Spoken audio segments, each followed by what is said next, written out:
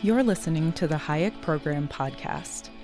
This podcast includes audio from lectures, interviews, and discussions from scholars and visitors of the F.A. Hayek Program for Advanced Study in Philosophy, Politics, and Economics at the Mercatus Center at George Mason University. To learn more about the Hayek Program, visit hayek.mercatus.org. To learn about graduate student fellowship opportunities with the Mercatus Center at George Mason University for students at Mason as well as at universities across the globe, please visit students.mercatus.org.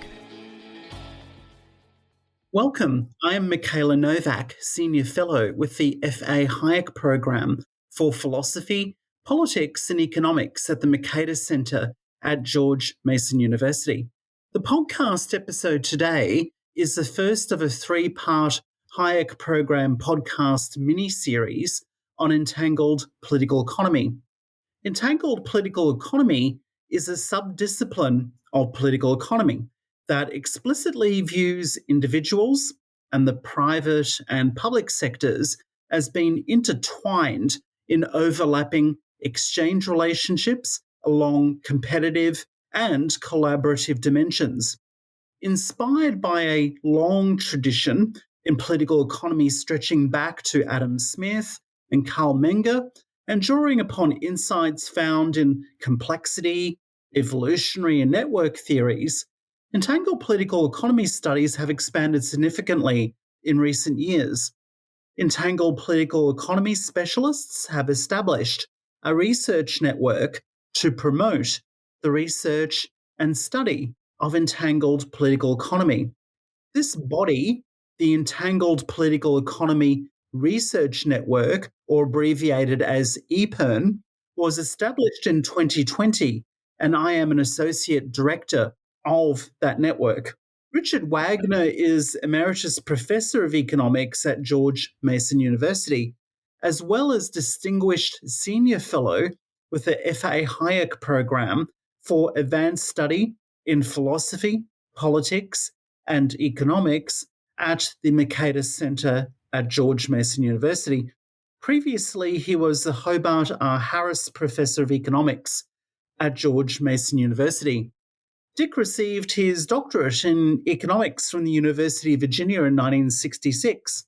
He joined the faculty of George Mason University in 1988 after holding positions at the University of California, Irvine, Tulane University, Virginia Polytechnic Institute and State University, Auburn University, and Florida State University.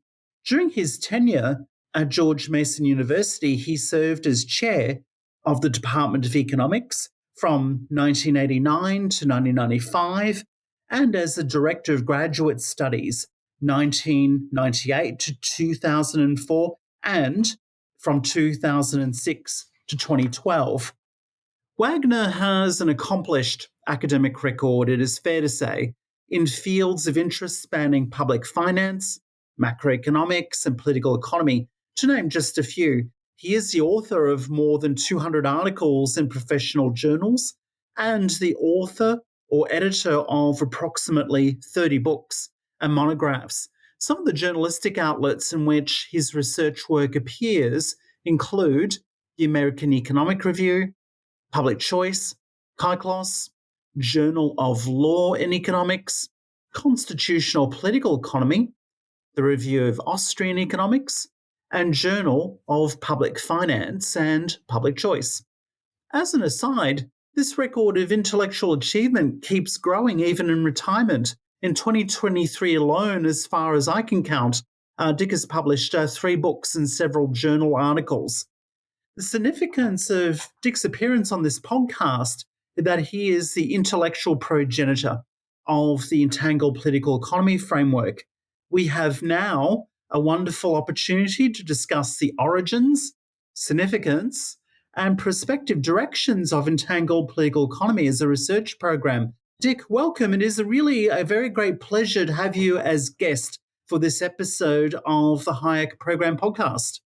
Thank you, and it's a pleasure for me to be able to sit here and chat with you as well. Thank you very much. So we'd like to start off by thinking about the origins of entangled political economy. And admittedly, to be able to sort of pinpoint the exact origins of this research program would be difficult, not only in reflection of your own broad ranging interests, but can regard entangled political economy as a sort of a function, I guess, of encounters with not only scholarly figures during your career, but also with a range of intellectual artifacts, journal articles, books, and whatnot. So we have to understand that the origins of any academic program will reflect these rather complicated considerations. But nonetheless, let me start off with this. So, as you well know, and as a number of our listeners know, in 1964, the Southern Economic Association presidential address of James Buchanan was published. That address, entitled What Should Economists Do?, exposits that the neoclassical political economy paradigm is predominated by an understanding of the economic problem of allocating scarce means among alternative or competing ends. Buchanan pleaded with his scholarly peers to embrace a political economy paradigm of exchange, meaning that the economic problem is reframed as to how individuals secure mutual gains through cooperative endeavour through exchange, agreement, or trade. So my sort of question here, Dick, is how influential in your mind was Buchanan's SEA presidential address upon your own thinking concerning the appropriate modality for thinking in political economy? I think it was quite significant and has been to this very day. That paper was given at my first year as a graduate student, and I latched onto it. It made great sense to me because what it was saying is that economics is about transactions, and it's not about someone shoving people around to optimize social utility, but the whole world is constructed through the many, many transactions in which people engage. And that has stayed with me forever. And in fact, I could raise you, you might say, a bit and say that when I left Virginia, my first job was at University of California at Irvine in the social science division, of which the dean was James March, who had written books with Herbert Simon. And March didn't want to have ordinary departments, and he wanted to have a general school of social science. Irvine was on a quarter system, and what March did for all new faculty was have them teach 2 of the 3 quarters of a sequence on Introduction to Social Science. Now, in my case, I didn't teach in the quarter where they taught economics and political science. I did teach both a sequence of anthropology and sociology, along with a sequence of psychology and geography. That were the other 4 disciplines at that time in the social science division. And I absolutely loved doing that because these quarters, there were 10-week sequences, and you were teaching what you thought were the basic principles to a room full of undergraduates. And I couldn't have been happier. There was nothing I really couldn't cover, except here I was, a brand new professor out of graduate school, and I was spending nearly all of my time preparing classes. And I came to realize that I was not likely to be in a position to get tenure a few years down the road if I end up doing this. But I loved it. But I knew I had to get out of that. And so I moved to Tulane University 2 years later. But that has stuck with me all the way. And to this day, I have often thought that I would have loved it if the chance to teach in a program like that had come along, say, 20 years later. But, things come along when they do, and you do the best you can with the situations you face. Absolutely, and in passing, just in a reaction to your sort of response there, you did mention anthropology, sociology, and even geography, and I wondered whether teaching in those sort of subjects at that time may have actually further quenched your appetite for Buchanan's plea for an exchange paradigm, to the extent that these subjects may have emphasized some sort of element of social exchange in relation to anthropology, sociology, geography in terms of exchange over space. I wonder if that may have been the case for you. I'm not too sure.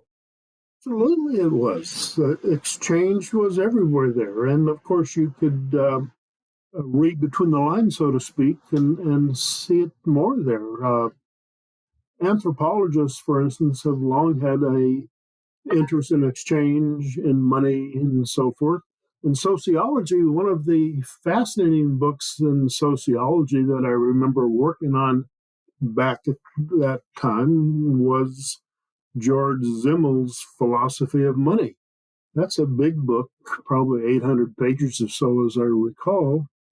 And what was really fascinating to me is he opens the book saying that not a single word of this book is about economics. And yet I thought it was all about economics as I read it. But yet it wasn't traditional economic discourse. What Zimmel was most concerned with was the ever-changing boundaries of what makes for acceptable exchange in various societies, and how that is continually changing. And I like the way Zimmel approached that question too, because it was in an explanatory mode. How can you give an account of, at one time or one place, people take their elderly parents into their houses to care for them? At another time or another place, that care is farmed out to some professional service giver.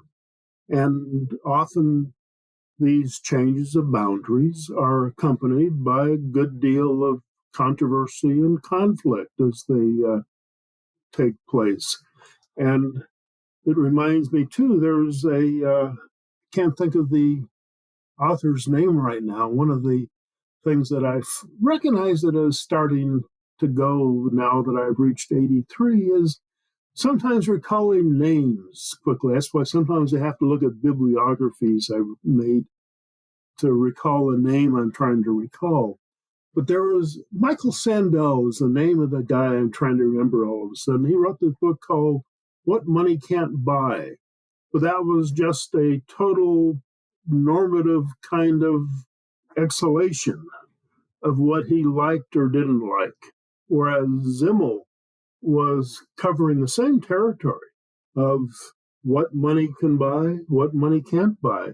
But Zimmel was trying to give a social explanation that allowed you to understand the kinds of processes that are underway in societies, whereas Sandel was simply evacuating the contents of his normative brain. And so I've always carried forward these kinds of interest, and likewise entanglement. That I think entanglement, I've often said that I think economics as a discipline was on better ground in classical times than in neoclassical times, because neoclassical represented a kind of a narrowing down and the conversion of economics into a kind of an administrative science. But as an administrative science, that makes it almost a governmental science, and I didn't want to do that. Whereas classical economists were about how to understand the kinds of processes by which societies work well, work poorly. And that vision of economics leads into a general or universal theory of society. We all live in societies, and societies' interaction, you can't really say, well, this is politics, this is social, this is economics, because all it is human action. People are doing things, but always doing things in conjunction with disapproval of others or with approval of others. It's all this pot of people, or various pots of people. And that's what we're trying to understand, is how they work, when they fall apart, and whether if they fall apart, they repair themselves, and how. All these things. It's society that is our scientific object of interest. And I've never thought about it as anything more than that. And it goes back to Virginia, yes. It also goes back and got a huge boost for my 2 years at Irvine, when I found what I really loved about thinking about things and writing about things. And no, excellent. So let's just leap forward in time. So much later in your career, in a 2018 chapter for Becky and Stein's volume entitled Buchanan's Tensions, you mused that public choice and mainline political economy might well have assumed a qualitatively differing character is some of the intellectual insights of, let's say, elite theory were more systematically embraced.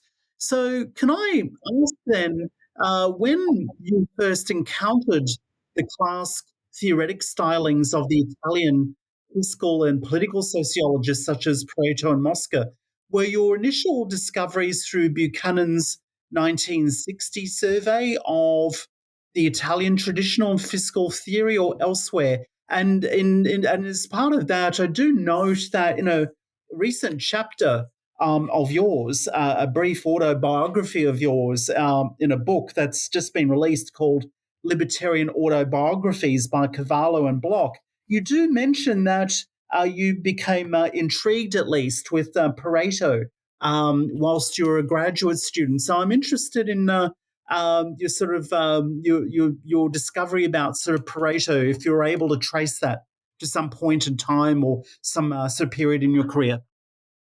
didn't get too much into Pareto as a graduate student. That mostly came later, although, a lot of these characters are on your radar screen, so to speak, but you have the ability to have many more people recognizable on your radar screen than you could at any one moment dig into. And there are lots of things of people I would make preliminary examinations to some extent and say, oh, that's good. But I'm busy right now, and come back to it. And I've never been someone who, like, for instance, keeps diaries or anything like this. And so I know, for instance, Buchanan kept diaries, but I've never adopted that practice. And so I often find myself kind of up in the air as to what the order, the sequence of things were. But Pareto, I know, Well, I don't really know. Among the Italians, I think probably the one I came across first was Pareto, because Pareto was available in English back in the 1930s. And I didn't work on picking up rudimentary reading knowledge of Italian until, I don't know, probably maybe 1980 or in the 70s or somewhere. And so that's when I expanded my awareness of the Italians. But at first, what you had available in English translation back in my very early days would have been Pareto and Mosca. I think were the ones. Maybe one or two others. I say I never kept diaries of my comings and goings, but those Italians of that time all had a kind of a healthy skepticism about claims of promoting public beneficence through power, and which I think was also part of that Machiavellian tradition to which they all adhered. And it was just where around in this country, for instance, there's huge credulity given. Although there's some questions, but it seems to be fractured into two now. But whether you're a Democrat or Republican, a Trumpian or Biden or whatever, it's like there are two polarities, all of whom want to believe politicians. Where I grew up in a tradition that basically was skeptical of all politicians, because you're always pretending to do things for other people for their good, for which there's probably little limit to which you might go. It reminds me, it was a poem by Hilary Belloc. It was called Epitaph on the Politician. And it goes, here, richly with ridiculous display, the politician's corpse was laid away, while all of his acquaintance sneered and slang. I wept, for I had longed to see him hanged. And that is my outlook and orientation on politicians. I can recognize some politics as necessary for good civil order, but I think it rapidly depreciates. Perhaps back in the late 19th century, with governments around 10% of GDP and very little regulation. That was probably, I hesitate to say optimal, but it was probably a pretty good way of people living together, because then things that you want to have done or changed, you have to work it out among the interested participants. Now you go to some agency or another to do it. In fact, a former Mason student, Meg Trzynski, and I have just finished this book that we've called Reason and Ideology and Entangled Political Economy, that Palgrave Macmillan is going to publish. And it carries out some of these themes, and not in the sense of trying to advocate in op-ed kind of fashion for one thing or another, but rather through exploring, digging into the logical connections and relationships through which different social systems operate. And our sense of this book is that people who read this and understand it will be small government people and will know why. Excellent. So let's now turn to thinking about entangled political economy as a maturing research program that unfolds over time. So My sort of first point of stopping will be your 2007 book entitled Fiscal Sociology and the Theory of Public Finance. And I think this book is quite indispensable insofar as it opens analytical vistas of fiscal sociology for political economists. So, as you know, fiscal sociology occupies a venerable place within the social sciences. For example, from Schumpeter's essay, The Crisis of the Tax State, through to modern day treatments illustrating the determination of taxes, expenditure, and public borrowings as reflective of a contestable political process in the world. So my question is, so in this sort of world, are the inhabitants of Western societies anywhere closer today to appreciating the significance of the fiscal threats at hand that they face? So public debt overhang, excessive spending, the sort of looming increases in taxation burdens if any of those other sort of fiscal variables aren't corrected. Or is sort of fiscal sociology our beliefs about the propriety of fiscal practices, even the sort of normative values attached to them, are they still playing a predominant role in obfuscating the true costs of our fiscal overindulgences, which I believe sooner or later must be confronted? What are your views about these issues? I think they will eventually have to be confronted. Thomas Sowell, in many cases, has remarked that reality is not optional. And it's good to remember that because our politics proceeds as if it's all fantasy and illusion or delusion, I might say. That, and as far back as I can remember as a student, that periodically legislatures have gone through big budget reform.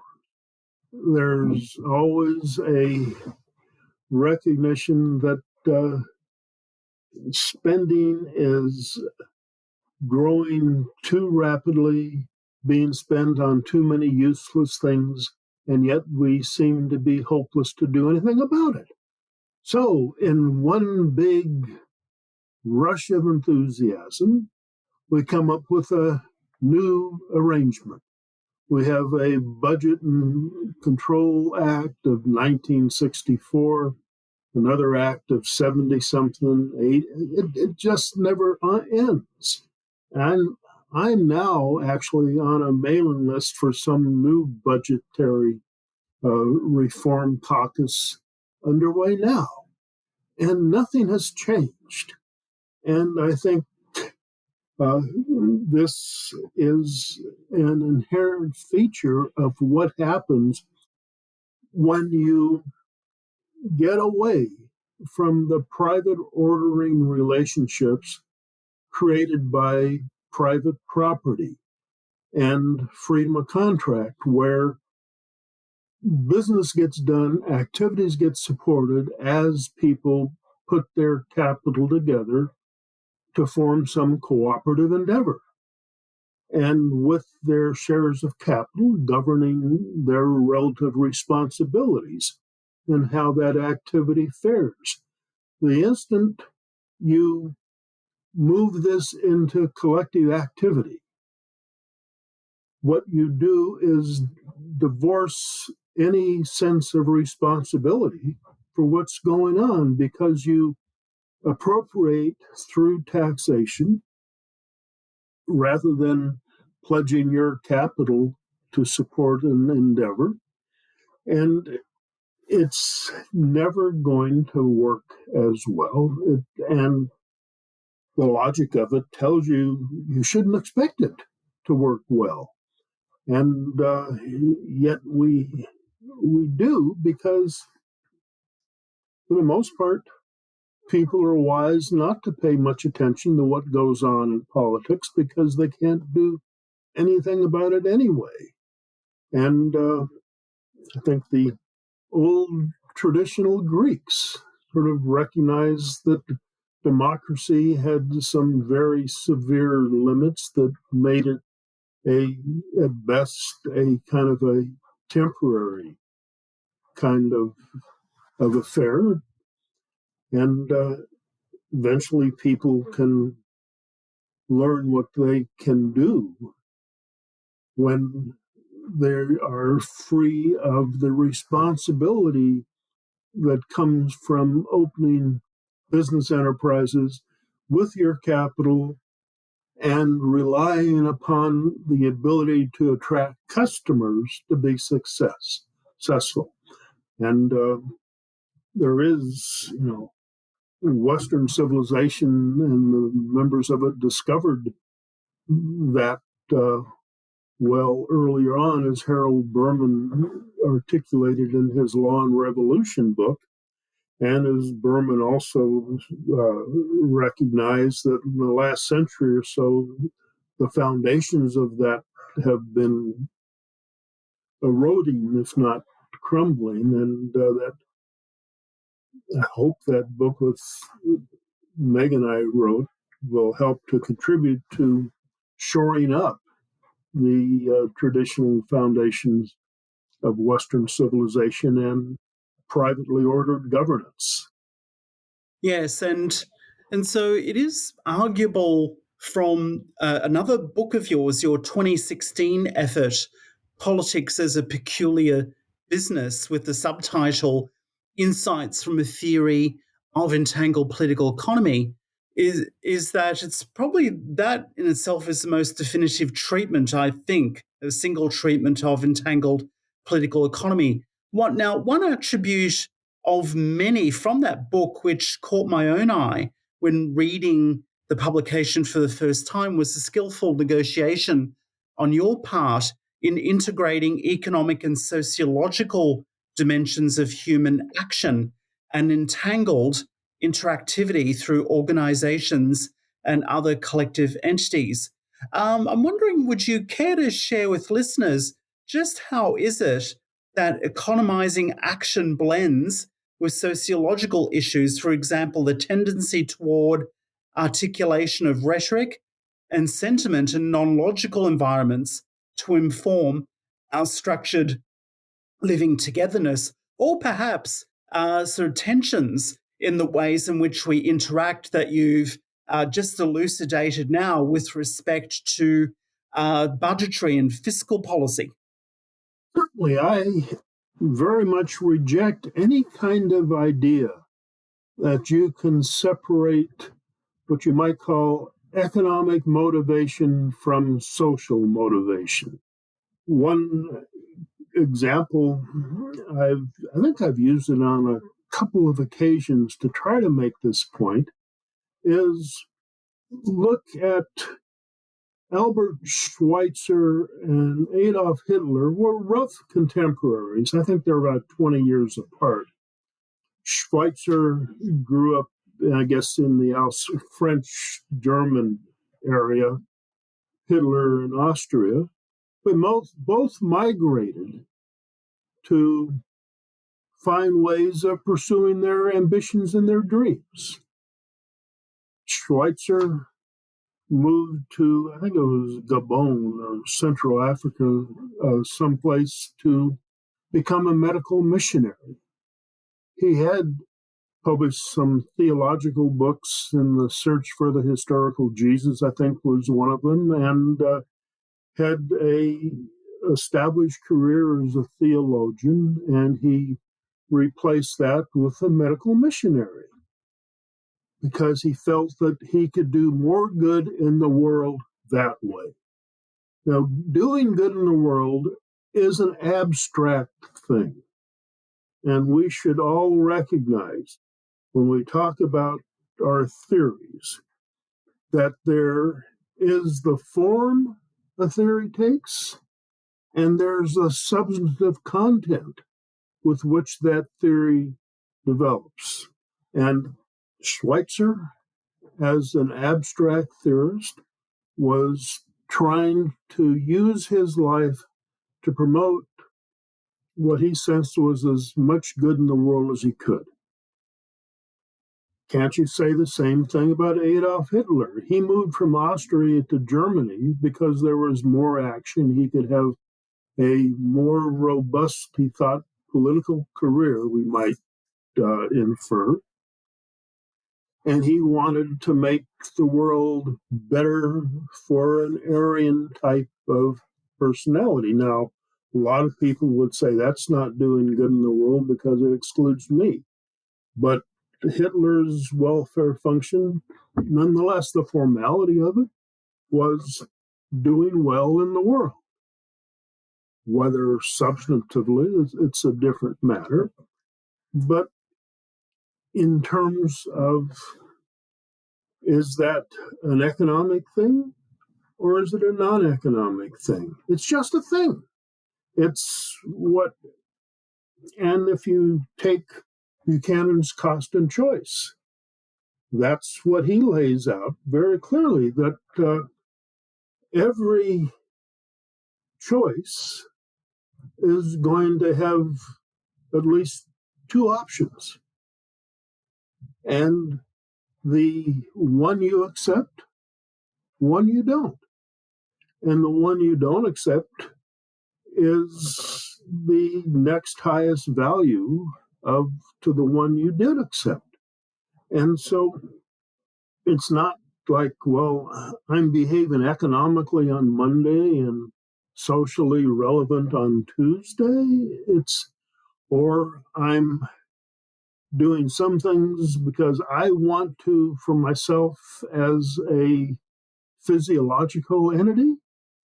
And I'm doing other things because I like the way people smile when I do these kinds of things and I feel good about it. I mean, I don't think you can meaningfully separate any of those things. Now, I think you can ask questions about whether different kinds of social environments influence the kinds of orientations people take towards themselves in their lives. I think there's something which I still need to elaborate sometime. This is all speculative right now, but I think there's something about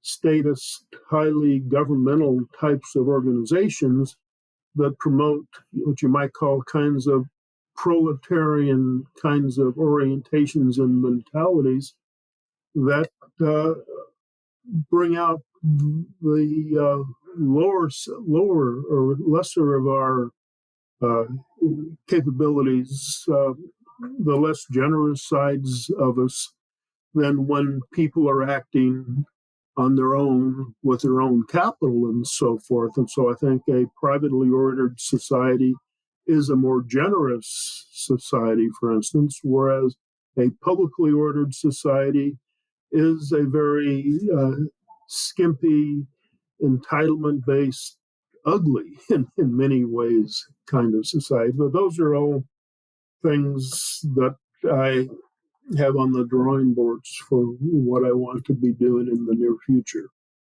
Yes, I think that that does certainly sound very intriguing. I've been considering pursuing an independent line of inquiry to think about sort of the statist mode of organization is not only sort of having the descriptors that you've indicated, but also sort of featuring lovelessness. But even within that, we can think of the various rhetorical investments, especially undertaken by political actors to try to sort of frame their sort of activities, even if they have sort of loveless implications and effects in terms of, let's say, sort of a gamut of losers, unwitting third parties deriving from such activity. But nonetheless, they try to assuage sort of the broader sort of population of the sort of the righteousness, the goodness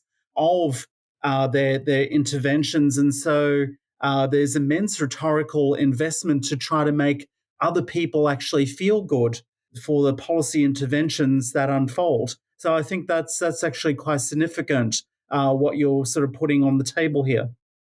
Well, thank you. And maybe some other listeners will pursue some of these lines too, because I think there's a very significant line of question in terms of collectively, what are we doing to ourselves with the kinds of arrangements that we generate and create in conjunction with the kinds of fairy tales we tell ourselves. By fairy tales, I mean such things as the presumptiveness that when people get into their political mode of operation as legislatures, as bureaucrats, executive agencies, they move into a higher, more socially responsible plane, where in the contrary, Adam Smith once remarked that I know of no good that comes from people who claim to trade on the public good.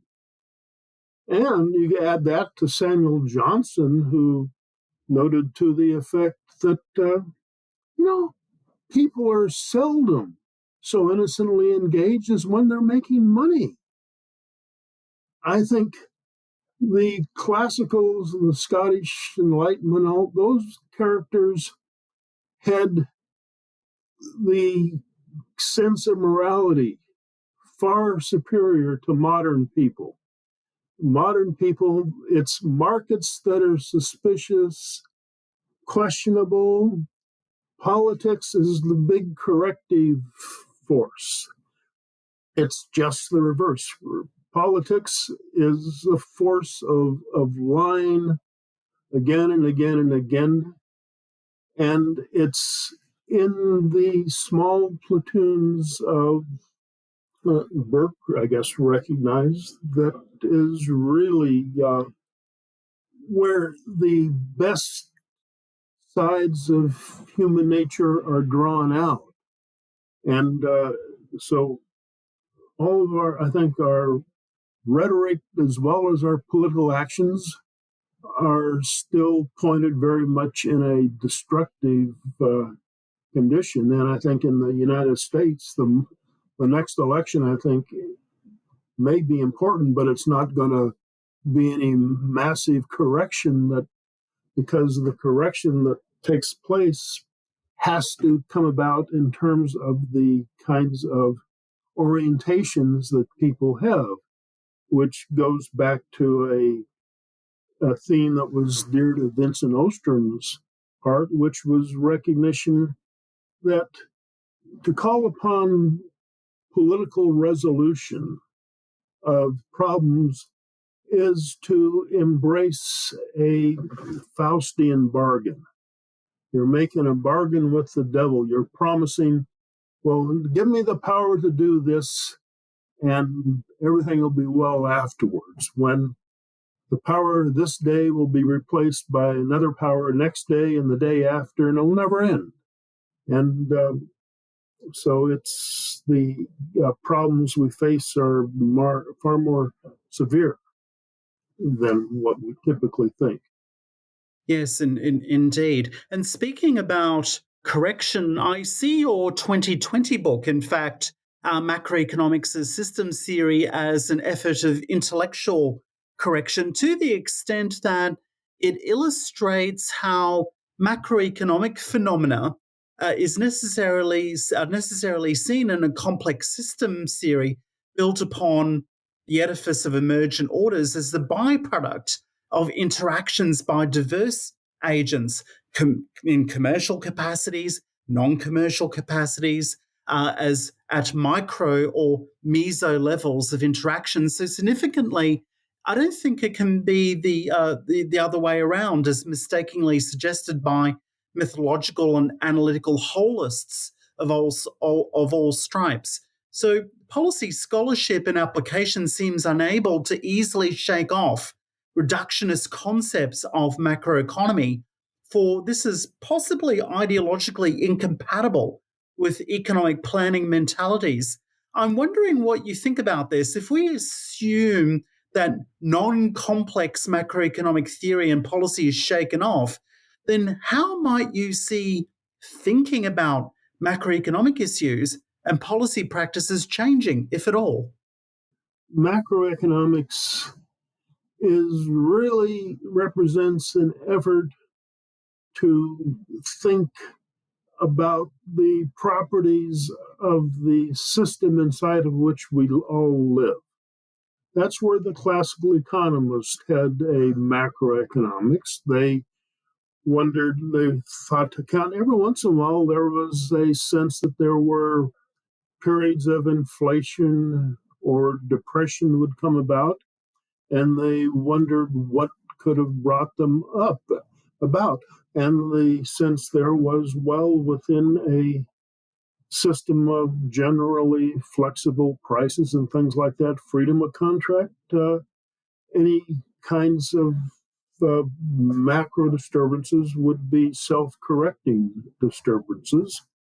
I think that is largely still true today, but there's more to the story that could be developed than has been, and there's no point, I think, in trying to go back and relive pre-Keynesian kinds of economic models, and there's more involved. But in these days, there's there's much more to questions of what makes what are the properties of the systems of order inside of which we all live. And the systems of order are continually undergoing change to this very day. And in part, it's a inescapable feature of a world that is, realistically speaking, getting smaller and smaller and smaller. Now we can shift messages from one part of the world to another practically instantly and traverse the globe within a day. And we can learn things, transmit ideas, but we can also unlearn things. So just because an idea goes from one place to another doesn't mean it's a good idea. Bad ideas can be transmitted as well, and I think there's an awful lot of what you might call international governance ideas that are bad ideas pursued by things like United Nations and all of these things. When there are many things, the old standards of conventions and so forth can be used to bring about some uniformity of sentiments and practices without engaging in legislation. And but still, the world is becoming smaller in a realistic sense. And I think it's unfortunate if that smaller means more what we mean by government in an international sense, which could have been provided through conventions and so macroeconomics is right now it's the entering wedge. It's the ability of governments to justify practically everything can be justified on the basis of economic conditions demanded, and where it's simply not true. Indeed. And so now let's think about the future of entangled political economy. I mean, it must be gratifying to see how the political economy scholarly community has continued to engage with the framework of entangled political economy that you have developed. Of course, there is always more work to do, not only in a conceptual sense, but in analytical and empirical contexts.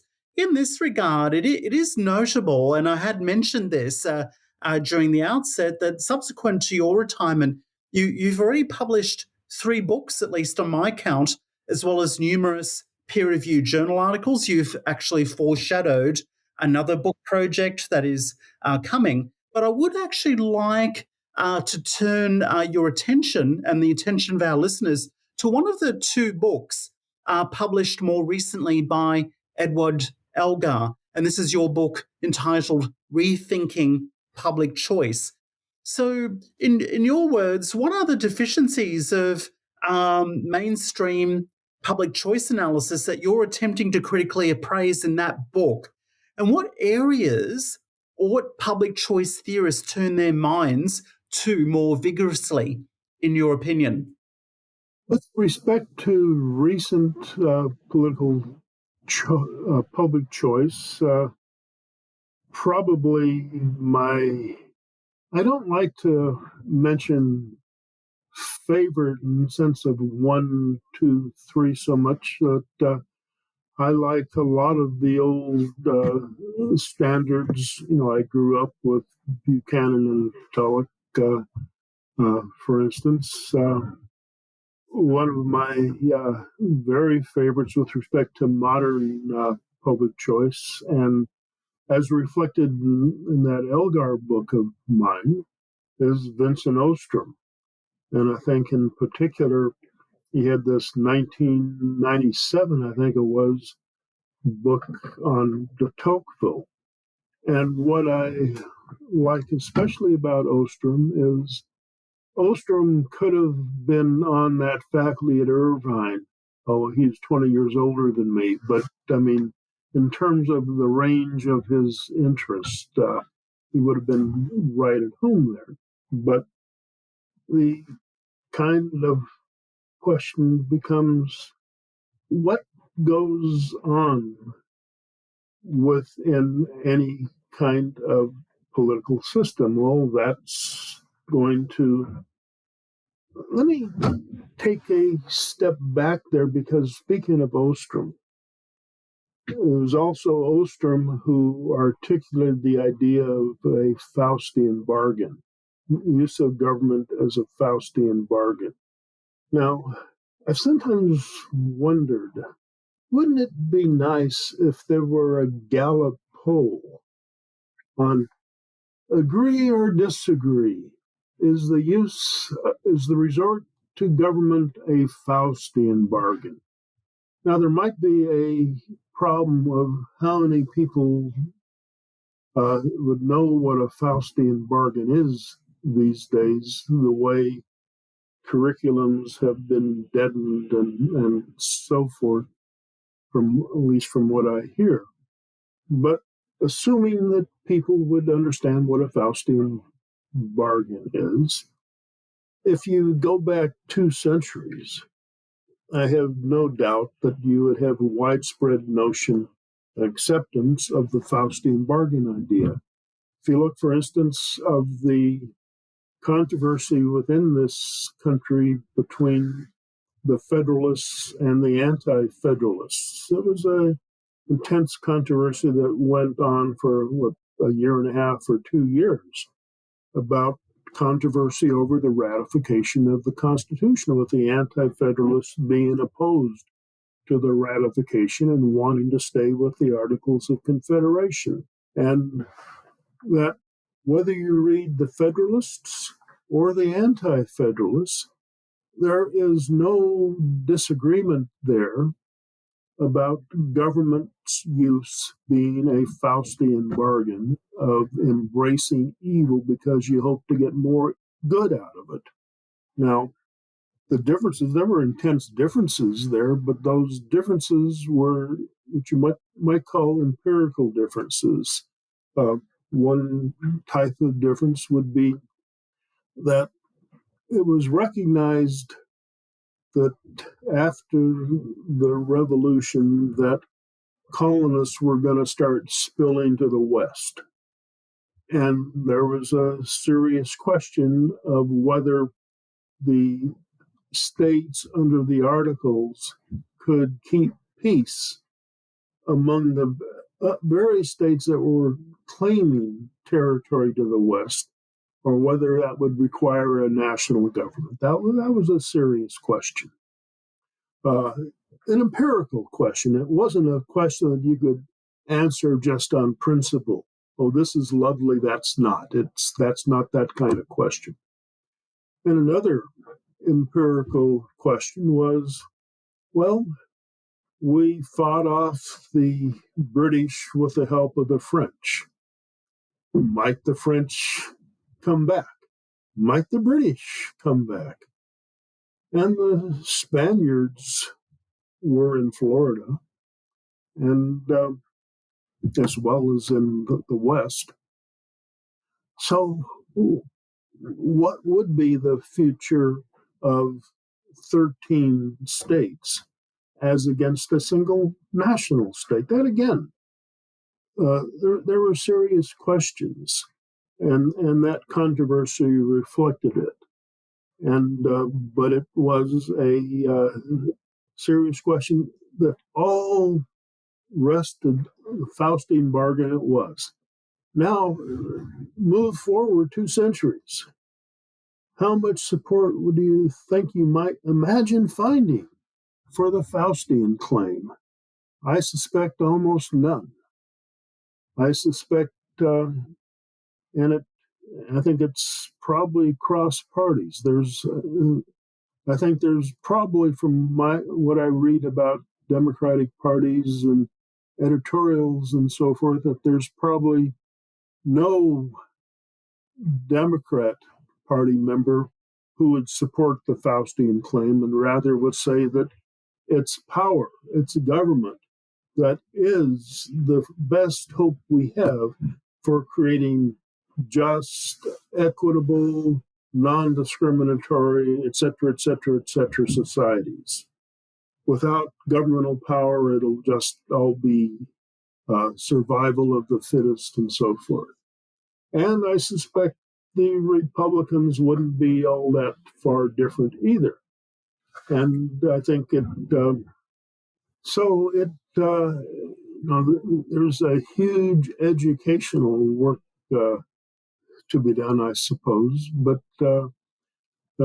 anyway, through all that, Vincent Ostrom and the types of questions he raised in the 1997 book on Tocqueville. It had a long title. I can't remember the full title, but he probably would be my favorite character in that respect. But also you see that what's going on by mentioning Ostrom, too, is attaching to my own background in terms of refusing to say that there are economic questions and non-economic questions. I'd say rather that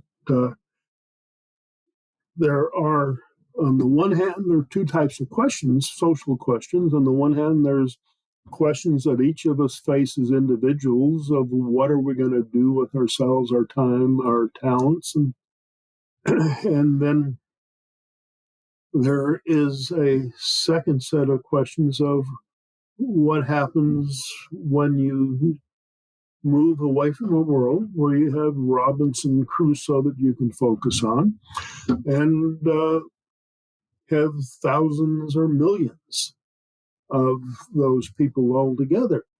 And what are they going to do? How are you going to understand what goes on? I mean, that is our world as social sciences, is organized humanity. And you can ask such questions as, what are the possibilities of organized humanity?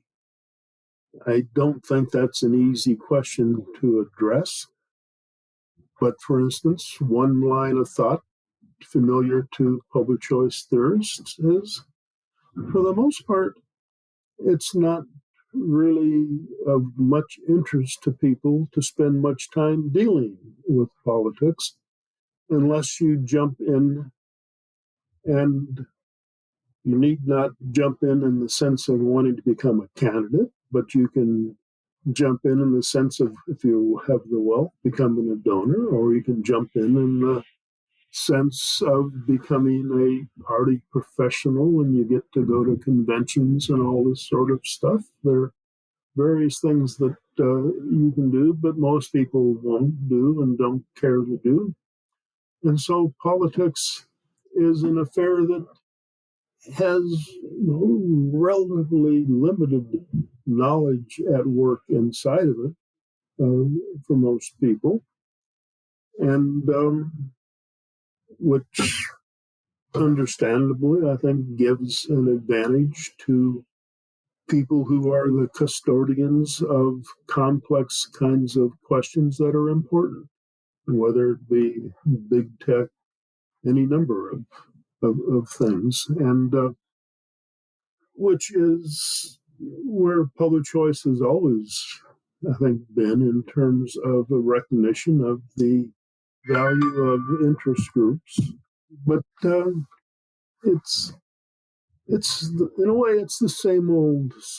What I tried to do in that one book is introduce a bit more,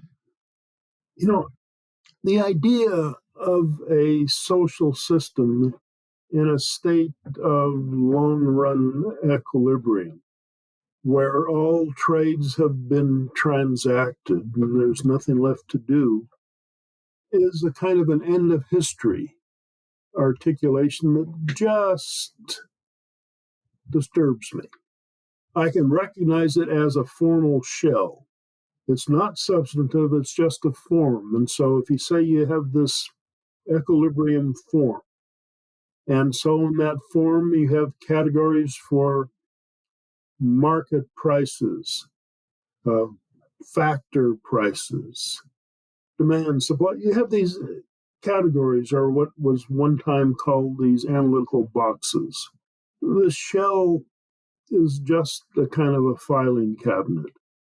I suppose I find myself unsatisfied with thinking of our theories as that kind of formal shell that has no substantive content to it, and want to think of our theories as being helpful in understanding how life takes shape, how it might look to be going off the cliff. And I think to do that, to satisfy that desire in your theories, you have to have theories that still, all theories are going to be abstract and formal, but you have to have theories that make some point of contact with what you sense to be really going on in life. And if you think that it's possible that if we know, one thing we can gather from the historical record is that there are all kinds of flourishing societies at one time that later disappear or become highly depressed. And I suspect if you were to dig into them, people have Rome being one of the favorite ones, but dig into them, what you're going to find is these are all things that, in one way or another, the processes of those societies did it to them. It wasn't conquest from outside, it was degeneration from inside.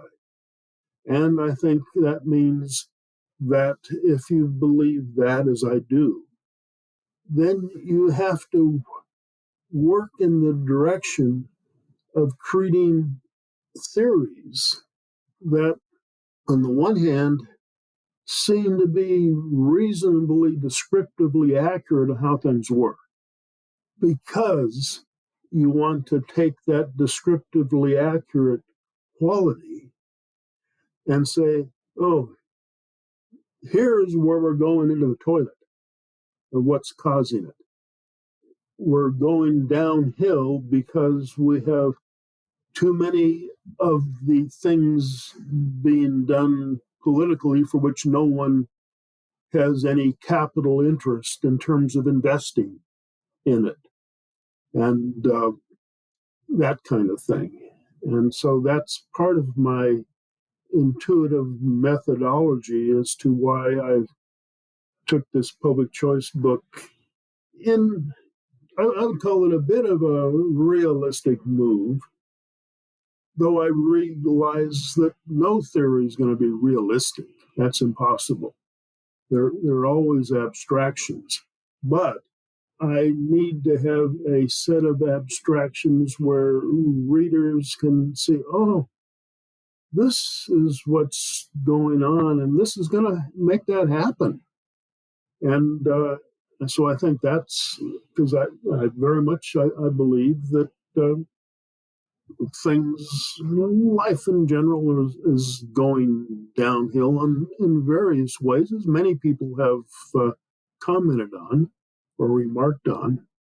And so that's, but I feel that to address those concerns, you have to do two things. You have to have a descriptively accurate, reasonably accurate theory, and you have to explain the logic of the systems inside of which we are living, where you can see how the self-interested actions of participants is bringing this about. I mean, nothing happens because no one wants it to happen. Everything happens because someone or some set of people want it to happen. And it just so happens that in some cases, those things are going to turn out positive. Other times, they're going to turn out negative. And we need our theoretical models to discern the difference. Yes, indeed. And so for Entangled Political Economy to constitute as a productive research program, I think it must, in your teacher and collaborator James Buchanan's vernacular, proceed onwards and upwards. And I think this is what we must do. And so without further ado, I'd like to thank you, Dick, for the opportunity for this discussion today. Thank you very much indeed. Thank you, and we should all move upwards and onwards.